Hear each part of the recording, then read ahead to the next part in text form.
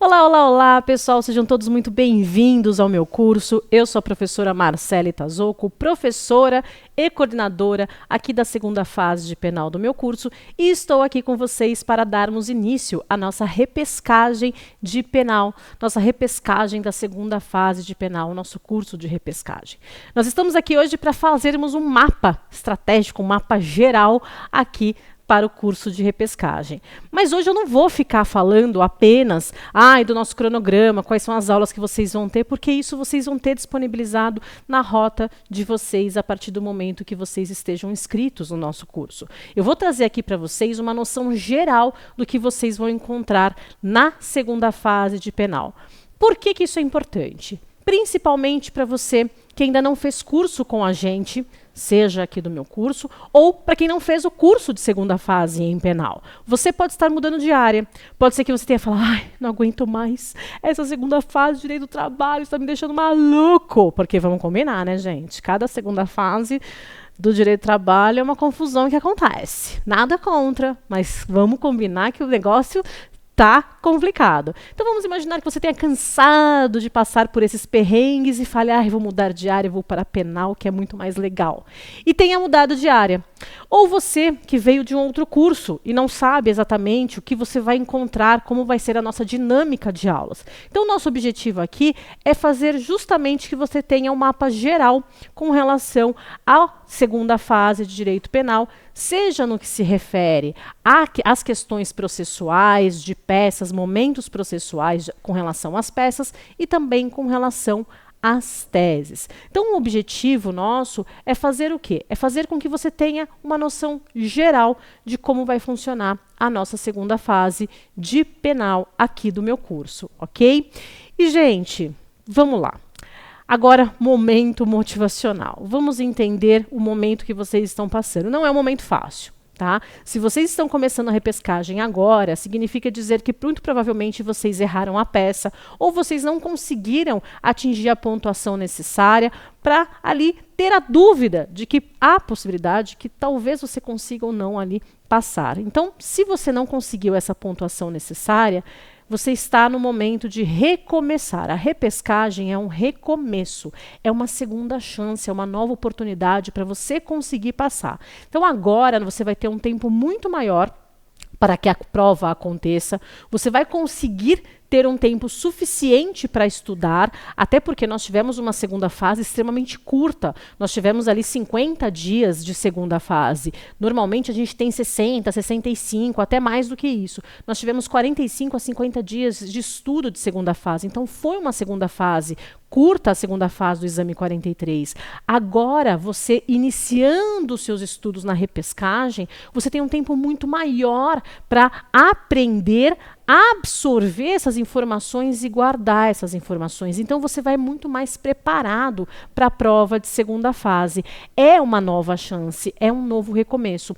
Não é um momento fácil, sei que não é um momento fácil, o momento da reprovação é um momento muito difícil, é um momento muito sofrido, e a gente está aqui entendendo esse momento, estamos aqui para acolhê-los e fazer com que agora seja uma situação diferente. Então, o nosso objetivo é mudar essa situação da reprovação e te levar até a aprovação, ok? Então, sei que não é um momento fácil, sei que é um momento difícil, mas é a hora de recomeçar. Já passamos aí, né, por um período de maturação desta perda, desta situação complicada, mas agora é a hora de recomeçar, é hora de levantar, sacudir a poeira e dar a volta por cima e recomeçar. O recomeço nem sempre é fácil, quer dizer, na maior parte das vezes ele é bem difícil, mas ele é necessário. Ele é necessário para que você consiga, ainda esse ano, estar aprovado na prova da OAB, ok? Então, com isso, a gente vai agora buscar a aprovação de vocês. Nós vamos juntos com vocês até a aprovação na prova de segunda fase. Esse é o nosso objetivo, esse é o nosso compromisso com vocês, ok? Então é importante que vocês entendam que esse recomeço pode ser difícil, mas é importante que você recomece. Às vezes você não está tão animado para estudar, você fala, eu vou ter que fazer tudo de novo, começar a estudar tudo de novo. Sim, é importante que você inicie. Por mais que vá aos trancos e barrancos no começo, pelo menos continue. Mesmo sem vontade, continue. Por quê? Porque uma hora pega, nem que seja no tranco, mas uma hora você vai pegar e vai pegar o gosto e aí a situação vai fluir e isso vai te levar à aprovação. Então é um conjunto de fatores que vão te levar à aprovação. E iniciar o estudo agora é o principal momento, é a principal situação para te levar até a aprovação, porque você vai ter um tempo maior de estudo, ok? É aquela ideia, né? Por que eu não comecei ontem? Então comece agora, para você não ficar pensando, deveria ter começado antes. Comece, mesmo que vá aos trancos e barrancos, comece, ok?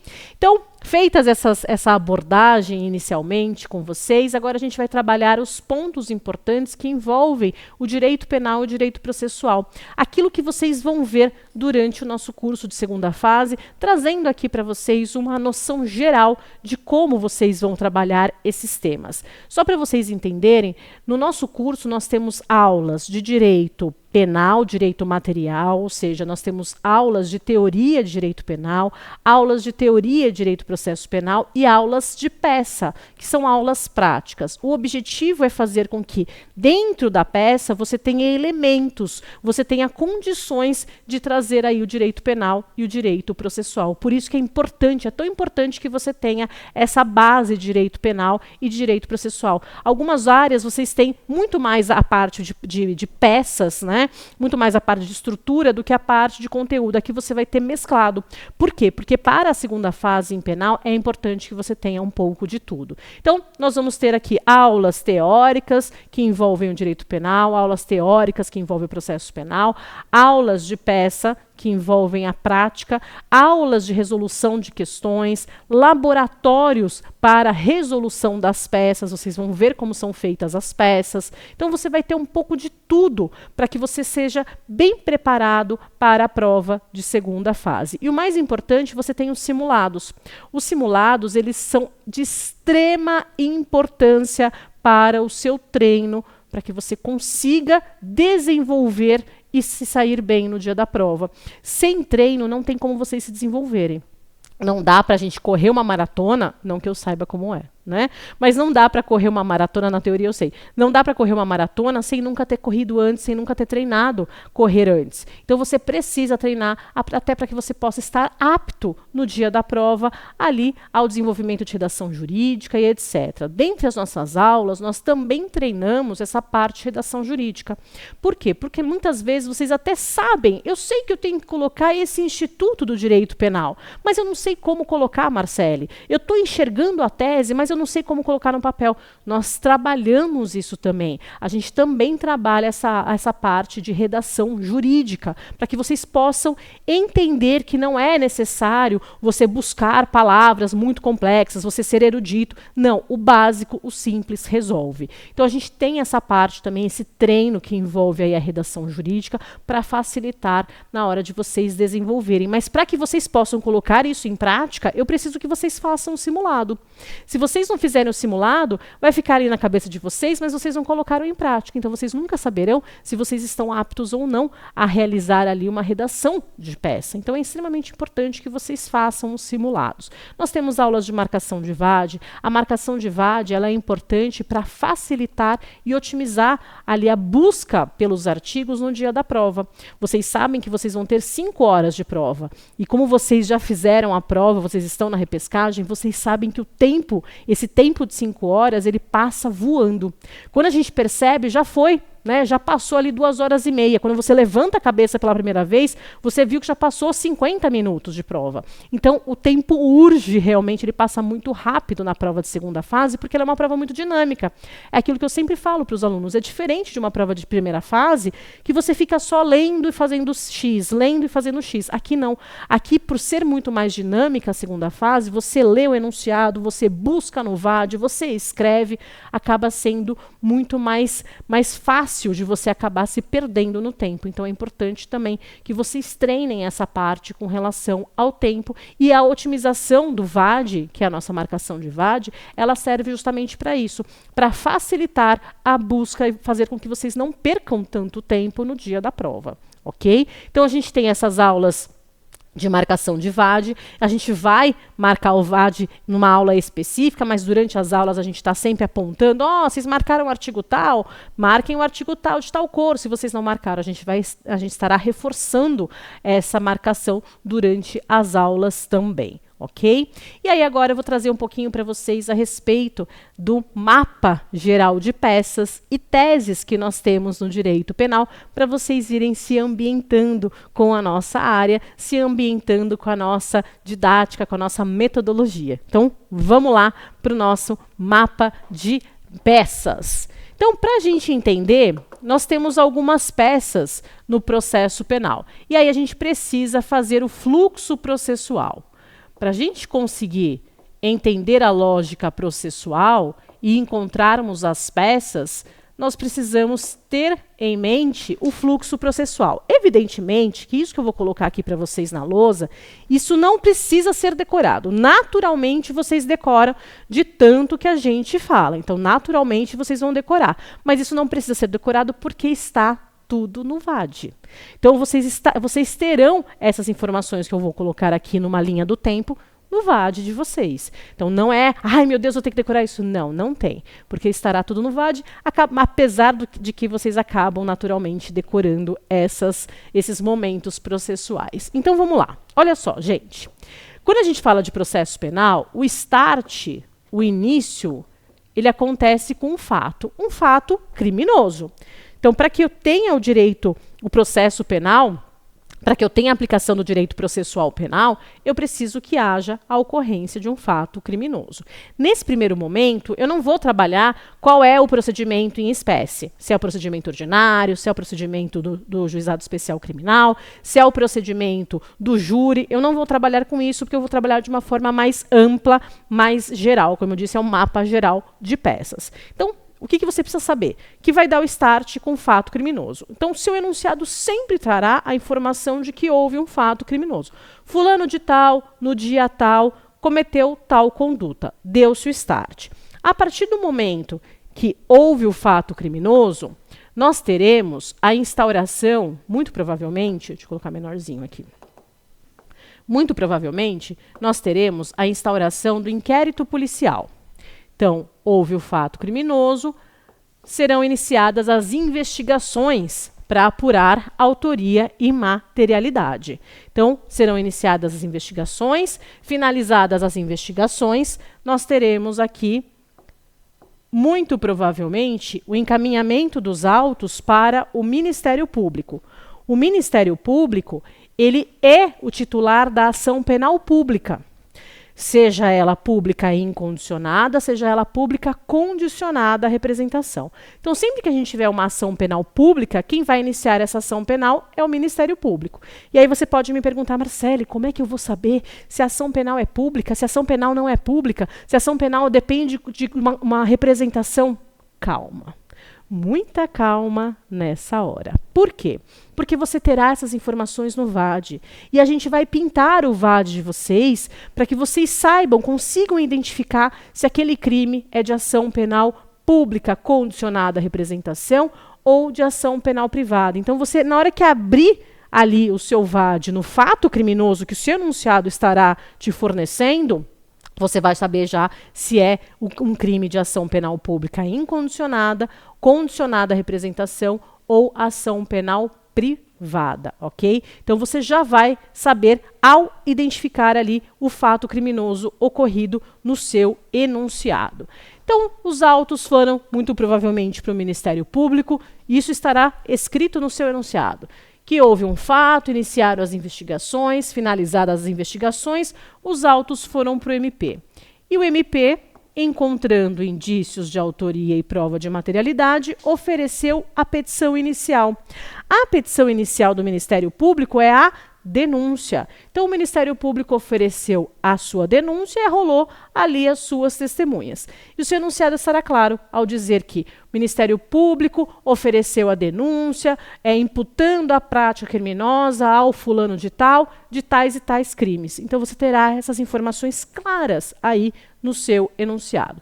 MP oferecendo a denúncia, os autos irão para o juiz. Depois que o MP oferecer a denúncia, os autos vão para o juiz. Petição inicial, juiz. Petição inicial, juiz. Então, os autos vão para o juiz e o juiz aqui vai ter dois momentos.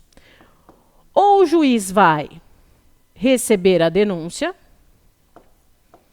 e automaticamente vai mandar citar o acusado, ou, deixa eu colocar aqui, o juiz poderá, aqui é ou, tá? Entendendo que a denúncia é inepta, o juiz poderá rejeitar a denúncia. Então, vejam, o juiz ele vai analisar essa denúncia e vai verificar se a denúncia está apta ou se a denúncia é inepta. Se a denúncia for inepta, ele vai rejeitar essa denúncia. Rejeitando a denúncia, acaba o processo, porque a rejeição da denúncia é pela inépcia. Então, se o juiz rejeitar a denúncia estará inepta, ok? Mas, muito provavelmente, a denúncia não esteja inepta. E se a denúncia não estiver inepta, o que vai acontecer? O juiz não vai rejeitá-la. O juiz não rejeitando, ele vai receber e mandar citar o acusado. Se o acusado ele for citado, ele virá aos autos apresentar sua resposta à acusação. Acusado citado virá aos autos apresentar a sua resposta à acusação, que é o meio de defesa. Eu vou apagar aqui só para aproveitar melhor a lousa. A resposta à acusação é o meio de defesa pelo qual nós vamos apresentar o nosso rol de testemunhas também, tá?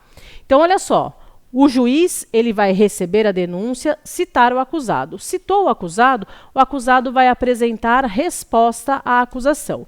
O prazo para a resposta à acusação é um prazo de 10 dias. E aqui ele vai arrolar as testemunhas. A defesa vai arrolar as suas testemunhas, ok? Então, apresentada a resposta à acusação no prazo de 10 dias, os autos vão voltar para o juiz. Vejam, no processo penal é petição, juiz, petição, juiz. Petição inicial, juiz. Defesa, juiz. E aqui, neste momento, o juiz ele terá 3 opções. Ou ele vai receber novamente a denúncia e marcar a audiência, ou o juiz vai poder rejeitar a denúncia, deixa eu colocar de vermelho aqui, é ou, tá? Rejeitar a denúncia. Esta rejeição ela é chamada de rejeição tardia, porque o Ministério Público já ofereceu a denúncia, já foi o momento do juiz rejeitar ou não a denúncia, que eu falei para vocês aqui. Mas vamos imaginar que o Ministério Público ofereceu a denúncia, foi para o juiz e o juiz não viu aquele detalhe que poderia gerar a rejeição da denúncia. O MP denunciou e para o juiz passou batido. O juiz não viu aquele detalhe que poderia fazer a denúncia ser rejeitada. Então, o que acontece? Ele recebe. Só que aí a defesa vem e fala, epa, excelência, tem alguma coisa errada nessa denúncia. Olha aqui a inépcia. E aí a defesa, a resposta à acusação, na resposta à acusação, a defesa mostra que nós temos aí uma rejeição da denúncia. Então, o juiz ainda pode rejeitar a denúncia depois da resposta à acusação, tá? É por isso que a gente tem essa outra possibilidade da rejeição da denúncia depois de apresentada a resposta à acusação, porque pode ter passado batido aí algo pelo juiz, então ele ainda tem essa oportunidade. Ou então, poderá o juiz absolver sumariamente. Então, o juiz poderá absolver sumariamente. Esta absolvição sumária, ela é chamada de absolvição sumária porque ela é uma absolvição antecipada. Ela é uma absolvição antecipada porque, vejam, eu não tive nem sequer produção de provas no processo penal, a gente não teve audiência ainda, né? A gente teve denúncia e uma resposta à acusação, mais nada, e o juiz já está podendo absolver o acusado. Então, é uma forma do juiz absolver antecipadamente, antes mesmo da produção de prova. Isso significa o quê? Que o juiz somente poderá absolver antes da produção de prova, sumariamente, de forma antecipada, se existirem situações específicas. As situações específicas, elas estão previstas lá no artigo 397 do Código de Processo Penal. Eu só vou pincelar aqui para vocês entenderem que são situações bem específicas, tá? Então, o juiz só vai absolver antecipadamente, antes da audiência, se existir uma causa manifesta, uma causa absoluta, de bater o olho e enxergar, de excludente de ilicitude. Lembrando, as excludentes de ilicitude são legítima defesa, estado de necessidade, estrito cumprimento do dever legal, exercício regular do direito. Tá? Ou se existir uma excludente de culpabilidade, desde que não seja inimputabilidade. Então, o juiz pode absolver sumariamente pelo erro de proibição, coação moral irresistível, obediência hierárquica. Ou então, o juiz poderá absolver antecipadamente pela atipicidade. Ou, por fim, pela extinção de punibilidade. Então, vejam, ou por excludente de ilicitude, excludente de culpabilidade, sem ser a inimputabilidade, atipicidade ou extinção da punibilidade. Só pode absolver antecipadamente, sumariamente, nessas 4 situações. Ah, Marcele, mas a tese é de que ele não é o autor do fato criminoso, de que ele não foi ele que cometeu o crime, não foi ele. Tem álibi mostrando que não foi ele que cometeu o crime, não é nesse momento que vai poder absolver. Vai ter que ir para a audiência, o álibi dele vai na audiência para falar ele estava comigo no dia do fato, do crime. Então, assim, se não for excludente de ilicitude, excludente de culpabilidade, atipicidade ou extinção da punibilidade, não absolve nesse momento. Segue o jogo, vai continuar o processo, tá? Então, essas são as 3 opções que o juiz vai ter depois de apresentada a resposta à acusação. Muito bem. E aí a gente tem, seguindo, vamos imaginar que o juiz ele não rejeitou a denúncia e nem absolveu sumariamente. O que vai acontecer então? Ele marcou a audiência. A audiência serve para o quê? Serve para realizar as oitivas, né? Nós temos a audiência, deixa eu colocar aqui, audiência. A audiência ela serve para realizar as oitivas, para ouvir os depoimentos. E aí nós vamos ter as oitivas. Aí nós temos uma ordem que o artigo 400 traz, mas de qualquer forma eu vou colocar só aqui oitivas. Vou colocar para vocês na lousa só oitivas. Qual que é essa ordem que o artigo 400 traz, Marcele? Vítima, a vítima é sempre a primeira e o acusado é sempre o último.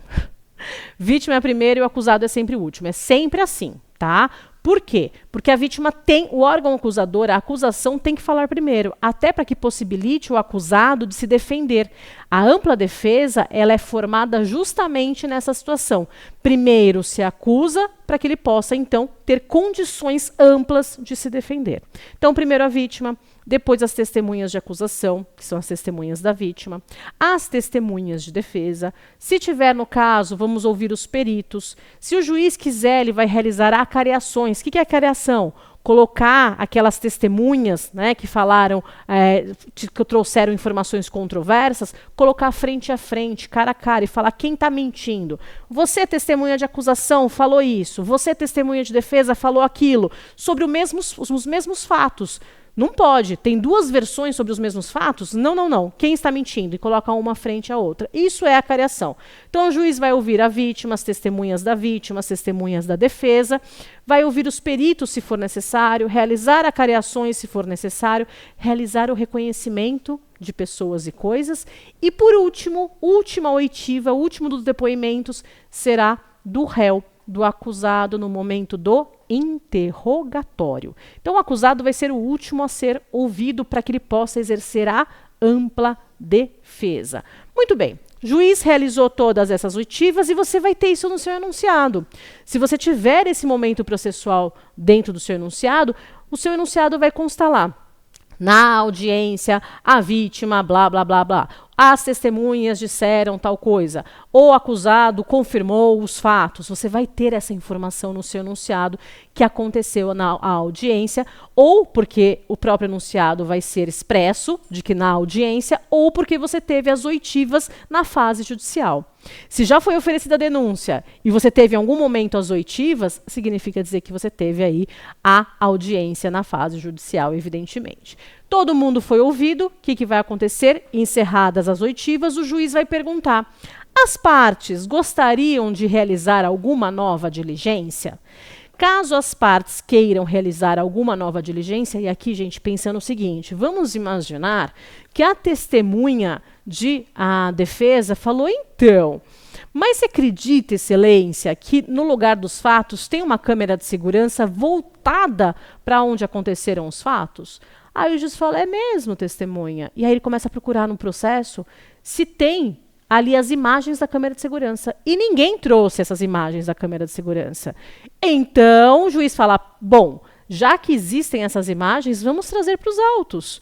E aí ele pode, então, requerer essa diligência. Ou as partes podem falar, excelência, fiquei sabendo, a defesa fala, pela ordem, excelência, fiquei sabendo que naquele local tem uma imagem, tem câmera de segurança, requeiro as imagens daquela câmera de segurança para demonstrar que meu cliente não cometeu o fato criminoso, para demonstrar que ele não é autor do fato criminoso. Posso a defesa requerer novas diligências, desde que tenham surgido as informações ali na audiência. A acusação também pode requerer novas diligências, evidentemente. Aí o juiz vai perguntar se as partes desejam realizar alguma diligência. Se as partes não quiserem realizar nenhuma diligência, o juiz pode abrir um momento para os debates orais, que são as alegações finais. Mas vamos imaginar que o juiz dê prazo, seja porque realizou diligências ou seja porque não realizou diligências, o juiz abra o prazo para as partes apresentar suas alegações finais. E aí, gente, as alegações finais escritas são chamadas de memoriais. Quem apresenta primeiro os memoriais, como tudo no processo penal, sempre o órgão acusador. Só consigo me defender se eu souber do que eu estou sendo acusado. Então, só dá para exercer a defesa depois que a acusação se manifestar. Então, quem vai apresentar primeiro os memoriais será a acusação. Depois da acusação, abre o prazo para a defesa se manifestar. O prazo dos memoriais é de 5 dias para cada parte. Então, os primeiros 5 dias... Eita! O que aconteceu aqui?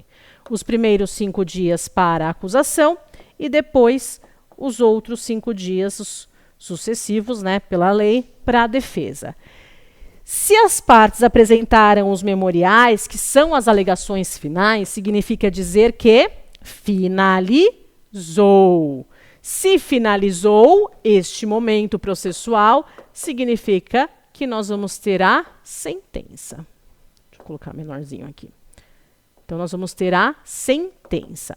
Depois de apresentadas as alegações finais, os memoriais, será proferida a sentença. Muito bem. A sentença, ela pode ser absolutória ou condenatória. A sentença pode ser absolutória ou condenatória. O juiz vai absolver ou condenar. E a partir daqui, a gente já entra, continuamos o fluxo processual, mas vamos ingressar na fase recursal. A gente vai agora para o duplo grau de jurisdição, vamos para o segundo grau. Por quê, Marcele? A decisão judicial de primeiro grau é a sentença, mas eu não sou obrigada a me conformar com essa decisão. A Constituição Federal prevê o duplo grau de jurisdição, ou seja, se essa sentença, vamos imaginar que eu sou advogada de defesa, essa sentença foi condenatória, eu não me conformando com isso, eu vou recorrer. Contra as sentenças condenatórias ou absolutórias, tá? Contra as sentenças condenatórias ou absolutórias, será cabível a apelação. Então, contra as sentenças condenatórias ou absolutórias, será cabível a apelação. Deixa eu colocar menorzinho para aproveitar melhor aqui, que eu quero colocar tudo nessa lousa. Deixa eu apertar aqui, condenatória. Pronto. Então, contra a sentença, será cabível a apelação. Muito bem. Apresentada ou interposta a apelação, seja pela absolvição, seja pela condenação, serão apresentadas as contrarrazões de apelação. Contrarrazões de apelação. E aí, esta apelação ela vai para o tribunal. Então, interposta a apelação, a parte contrária vai contraditar este recurso, e aí vai apresentar as contrarrazões de apelação, indo para o tribunal vai proferir uma decisão. A decisão do tribunal, por ser um órgão colegiado, chama-se acórdão. Então, é um acórdão proferido por 3 magistrados. Então, 3 juízes, 3 magistrados vão ali analisar essa apelação e essas contrarrazões de apelação e vão proferir um acórdão. Este acórdão, ele poderá ser unânime ou não unânime. Então, vamos trabalhar com a ideia do acórdão primeiro unânime.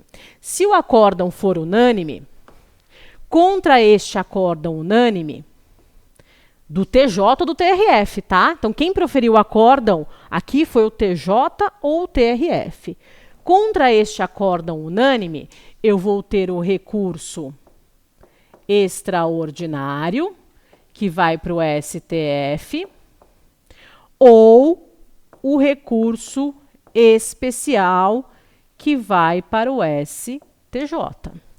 Então, do acórdão da apelação, eu já vou ou para o STF ou para o STJ.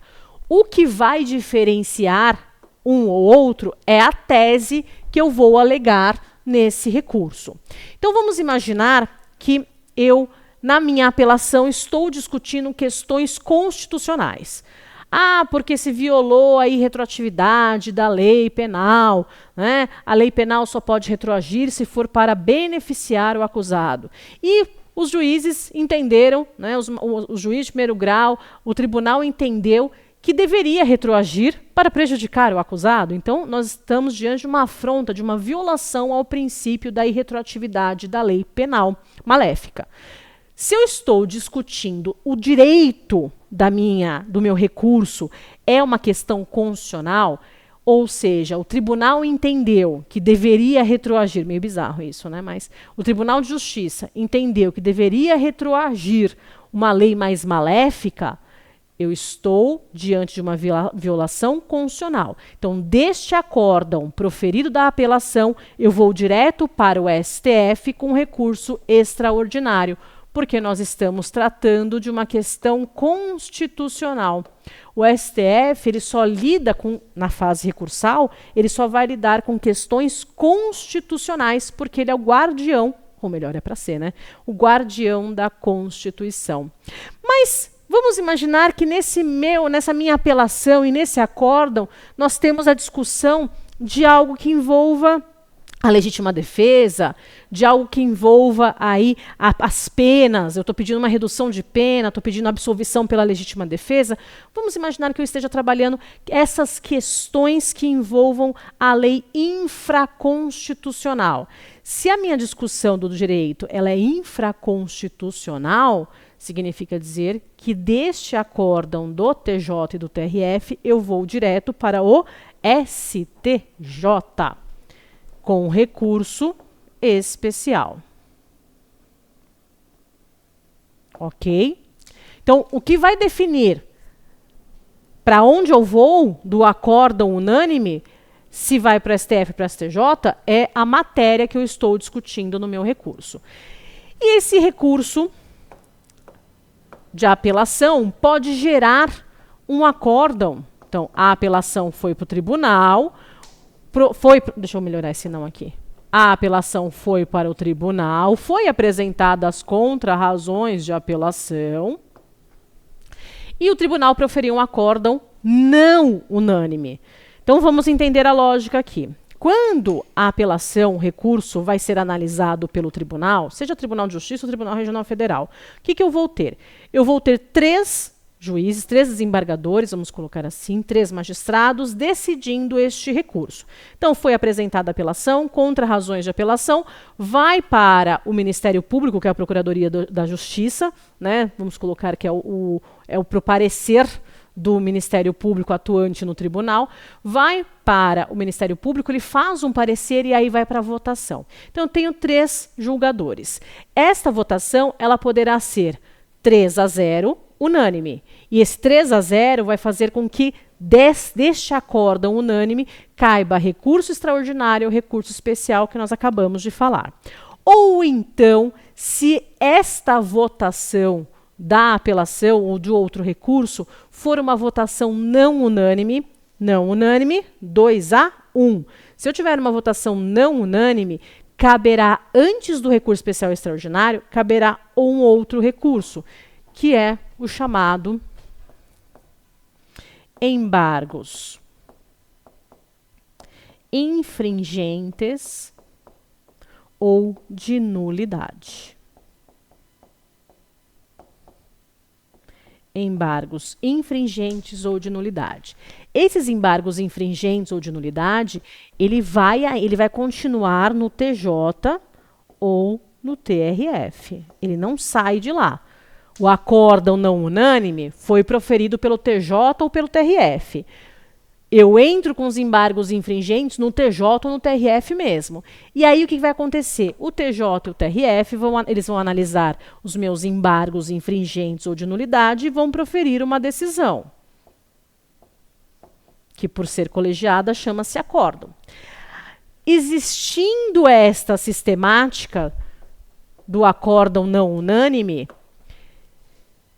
cabe embargos infringentes ou de nulidade. Esses embargos infringentes ou de nulidade, eles vão ser analisados, os julgadores vão proferir um acórdão, e a partir deste acórdão é que será cabível o recurso extraordinário ou recurso especial. Ok? Então, a diferença entre acórdão unânime e o acórdão não unânime é que, se for acórdão unânime, vai direto, unânime, 3-0, vai direto para o recurso especial, recurso extraordinário. Não, Marcelo, o acórdão foi o não unânime. Cabe, então, antes um outro recurso, que vai ter um novo acórdão, e aí deste novo acórdão é que será possível encaminhar aí os autos com o recurso especial ou recurso extraordinário, ok? Essa é a sistemática do 2º grau no processo penal. E aí muitos de vocês podem me perguntar, mas Marcele, e o rese? O rese, gente, ele é cabível contra decisões específicas, as decisões que estão lá no artigo 581. Mas se a gente for pensar na sistemática do nosso fluxo processual, eu vou mudar aqui, ó. Só aqui. Deixa eu ver se eu consigo apagar só essa parte. Eu vou só mudar isso aqui, olha só. Então, eu vou ter aqui, vamos pensar uma decisão de pronúncia, que o res ele pode ser cabível contra a decisão de pronúncia, tá? Então, eu tenho aqui uma decisão de pronúncia. Opa, sim. Contra a decisão de pronúncia será cabível o rese. Será apresentada contra razões de rese e o restante é tudo igual. Tudo igual. Então, o que muda vai ser a decisão de 1º grau e o primeiro recurso. O restante é tudo exatamente igual, ok? Mas eu vou voltar na nossa apelação só para vocês entenderem agora a parte das teses. Então, deixa eu colocar aqui sentença. Eita! Sentença. A sentença pode ser condenatória ou absolutória. Contra a sentença, cabe a apelação. Interposta a apelação, a parte contrária vai apresentar as contrarrazões de apelação. Bom, o resto segue tudo que nós já falamos. Ok. Esta é a sistemática, o nosso fluxo processual com relação as peças. E aí vou mostrar para vocês de forma exatamente como vai ter no enunciado de vocês e mostrar que vocês conseguem achar as peças de forma bem simples no processo penal. Então vamos lá. Vou voltar aqui. O seu enunciado vai constar que teve um fato criminoso. Então, tô aqui, ó. Começou aqui. Start. Teve um fato criminoso, iniciaram essas investigações. O MP, após o final das investigações, ofereceu a denúncia, imputando a prática do crime e tal. O juiz recebeu a denúncia e mandou citar o acusado. Se a última coisa que aconteceu no seu enunciado foi a citação, qual é a única peça que você consegue apresentar após a citação? Está escrito aqui. Depois de citado, a defesa vai apresentar a... Então, se o seu enunciado consta que o último momento processual foi a citação, a única peça cabível é a resposta à acusação. Maravilha! Apresentada a resposta à acusação, quem vai analisar essa resposta à acusação? Está aqui, ó. Já está aqui. Então, o endereçamento é para o juiz. É quem vai analisar a RA. O juiz, depois de apresentada a resposta à acusação, ele tem 3 opções. Ou ele marca a audiência, ou ele rejeita a denúncia, ou ele absolve sumariamente. Você, como advogado de defesa, você na resposta à acusação, quer que o juiz marque a audiência e continue o processo? Não. Você quer que o juiz rejeite a denúncia? Talvez. Você quer que o juiz absolva sumariamente? Sim. Olha só, gente. Depois da resposta à acusação, se as únicas 3 opções do juiz é marcar a audiência e continuar o processo, rejeitar a denúncia ou absolver sumariamente, você, obviamente, vai querer que ele ou rejeite a denúncia ou absolva sumariamente. Essa é a tese que você vai trazer na sua resposta à acusação. Então, se o seu enunciado trouxer como último momento processual a citação, só existe uma peça cabível, que é a resposta à acusação. Na resposta à acusação, dá só para você buscar nulidades, que sempre serão possíveis, rejeição da denúncia ou absolvição sumária. Vejam, você vai pedir aquilo que o juiz pode te dar, você não vai pedir além. Você vai pedir o momento processual que o juiz pode te dar. E nesse momento processual da resposta à acusação, como a gente ainda está no comecinho da instrução, nem audiência a gente teve, a gente só pode ou buscar a rejeição da denúncia ou buscar a absolvição sumária. Pronto. Através do momento processual, você encontrou a sua peça, você encontrou o endereçamento, que é quem vai analisar a sua peça, e você encontrou as suas teses. E aí, melhor, já sei que eu tenho que pedir absolvição sumária ou rejeição da denúncia. Mas o que eu vou alegar para o juiz absolver sumariamente o meu cliente? Acabei de falar para vocês que a absolvição sumária só é cabível nas hipóteses do artigo 397, que são aquelas hipóteses restritas. Excludente de ilicitude, excludente de culpabilidade, atipicidade e ou extinção da punibilidade. É isso que você vai alegar na sua resposta à acusação. Não tem outra tese, a não ser essas para você absolver sumariamente o seu cliente. Então, você tem o seu pedido e as teses só por encontrar a peça. Muito bem, entenderam? Agora vamos continuar.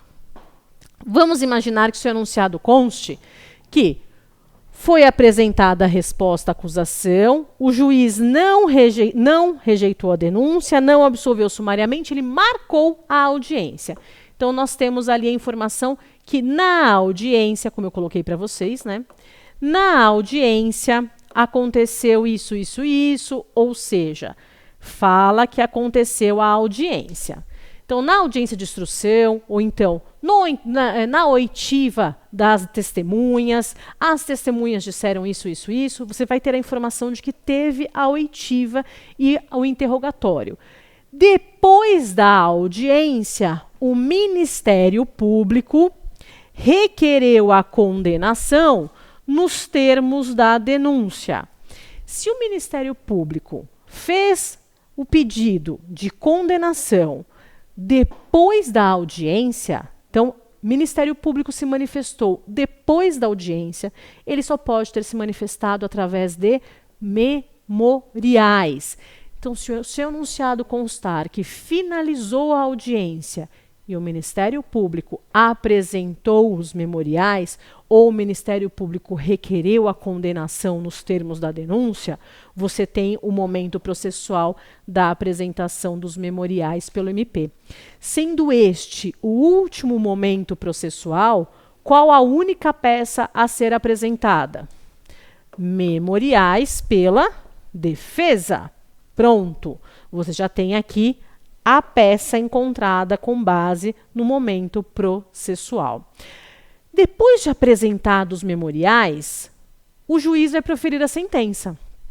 O Ministério Público pediu a condenação. Você, como advogado de defesa, vai querer que o juiz condene ou absolva? Que o juiz absolva a sua tese dos memoriais. Sua tese de mérito principal vai ser a absolvição. A absolvição. E no processo penal, a partir daqui dos memoriais, a gente também vai buscar teses que envolvam a pena. Por quê? Porque vamos imaginar que a gente apresentou os nossos memoriais. O juiz ele não entendeu, a gente está pedindo pela absolvição. O juiz não entendeu pela absolvição.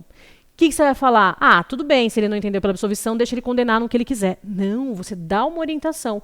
Você mostra para o juiz, nas seus memoriais, como que você quer, caso seja o entendimento de Vossa Excelência pela condenação, como que você quer que seja aplicada a pena. Então, assim, caso seja o entendimento de Vossa Excelência caso não seja o entendimento de Vossa Excelência pela absolvição, requer subsidiariamente, e aí você vai falar como é que você quer que seja aplicada a pena. E aí você já orienta o juiz da forma como você gostaria que fosse aplicada essa pena. Então você também pode buscar teses secundárias, que são as teses que envolvem a pena. Subsidiário, gente, é secundário, tá? Então a minha tese principal é que o juiz absolva o meu cliente. Mas, se ele não entender pela absolvição, então ele pode buscar aqui as teses, ele pode acatar as minhas teses secundárias de aplicação de pena.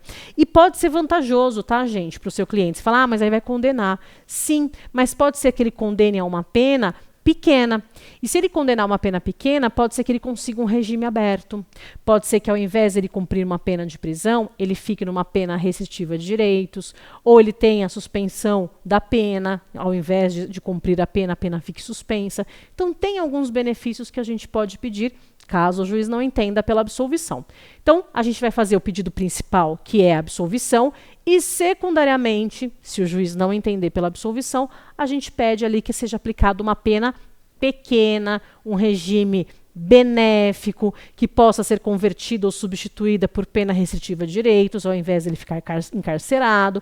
A gente vai pedir ali para amenizar, para que a sentença venha numa situação que amenize ali a condenação do nosso cliente. Então, as teses dos memoriais vão ser essas: a absolvição, até porque depois dos memoriais vem a sentença, você quer que o juiz absolva, e ali uma pena pequena, caso o juiz entenda pela condenação.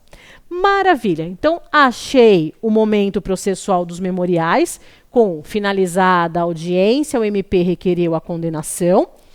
Já sei que são os memoriais a apresentar. A tese dos memoriais será a absolvição e algo envolvendo aí a aplicação de uma pena pequena. Muito bem, mas vamos imaginar que o juiz ele não tenha absolvido o meu cliente, ele tenha condenado o meu cliente. E aí no meu enunciado consta lá que o juiz condenou o meu cliente. Se o juiz condenou o meu cliente, contra essa sentença condenatória, eu vou recorrer, buscando ali o quê? Buscando no tribunal a reforma dessa condenação. Vejam, se o primeiro grau, que é o juiz, condenou o meu cliente, o objetivo agora é eu ir para o segundo grau buscando a reforma. E aí agora eu vou trabalhar da seguinte maneira. Você nos memoriais não estava buscando absolvição? E aí você falou, ó, excelência, requeiro absolvição como tese principal. Mas se não for do seu entendimento pela absolvição, aplica uma pena pequena para o meu cliente, para dar uns benefíciozinhos aí para ele? Foi isso que você pediu nos seus memoriais, não foi? O juiz ignorou por completo as suas teses. Ele condenou na pena máxima, ele te ignorou mesmo, né? ignorou todas as suas alegações. Você vai fazer o quê? Você vai falar lá no tribunal, falar, excelências, o juiz aqui embaixo é péssimo, né? Mas o juiz de primeiro grau, ele ignorou as minhas teses. Eu peço, então, que seja reanalisada essas minhas teses e reforme a sentença. Quando a gente entra com a apelação, a gente vai pedir as mesmas coisas que a gente já tinha pedido nos memoriais. Até porque a gente não inova em tese de mérito, a gente não inova na apelação. Vai ser tudo aquilo que você já estava alegando anteriormente. Então, se no mérito dos seus memoriais você pediu absolvição e subsidiariamente você pediu lá que fosse, caso ele fosse condenado, que ele recebesse uma pena pequena, a sua apelação vai ser a mesma tese. Só que você vai falar agora com outros juízes. Fala, seguinte, excelências, o juiz lá, ele entendeu tudo errado, ele está errado. Dá para vocês reanalisarem e reformarem a decisão? Então eu quero absolvição e quero, caso vossas excelências entendam pela condenação, que seja aplicada uma pena mais branda, uma pena pequena para o meu cliente. É isso que você vai pedir. Então a apelação, ela vai o quê? Buscar as mesmas teses memoriais.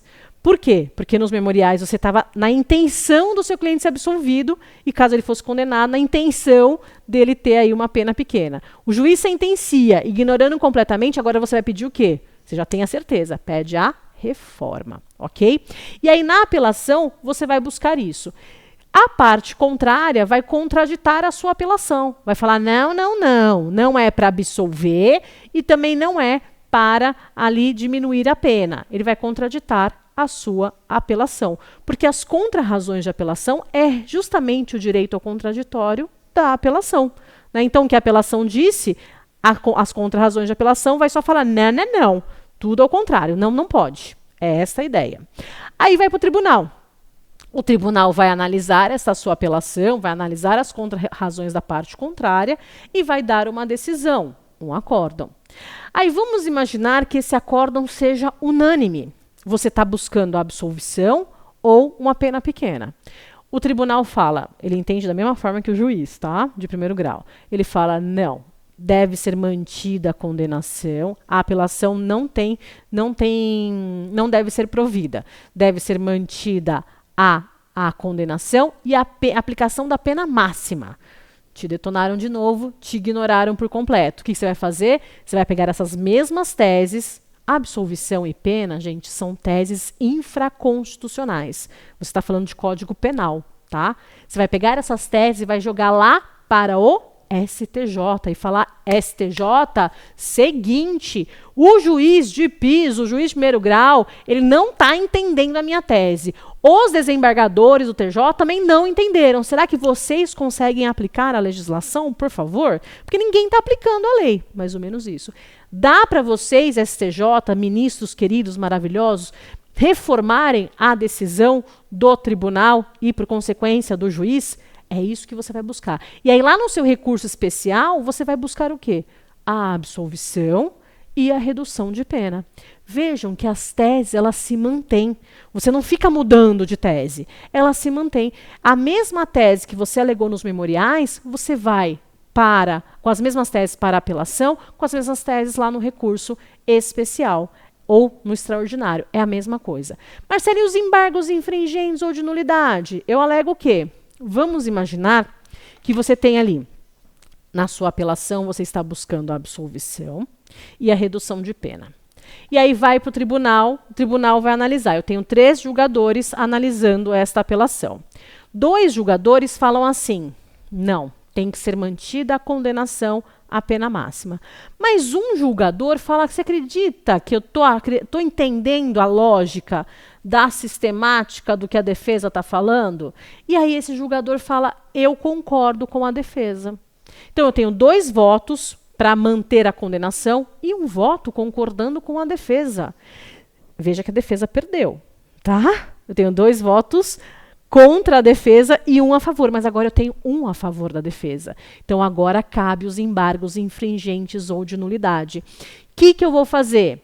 Eu vou entrar com os embargos infringentes ou de nulidade, buscando o quê? Falando, olha só, julgadores maravilhosos, um de vocês entendeu a minha tese. O que eu queria que vocês enxergassem, ele enxergou.